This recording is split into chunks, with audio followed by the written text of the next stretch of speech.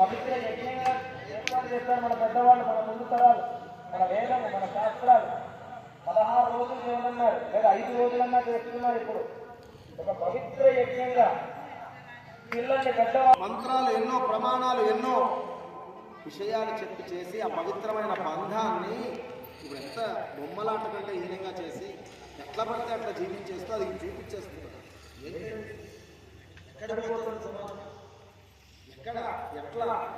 వేరే దేశాల్లో లేదండి. ఎవరికి ఎవరి కళలో, ఎవరికి ఎవరు భార్యో, ఎవరికి ఎవరు భర్తలో తెలియదు. పశు సమానంగా బతుకుతారు వాళ్ళంతా. వాళ్ళకవన్నీ వీళ్ళు.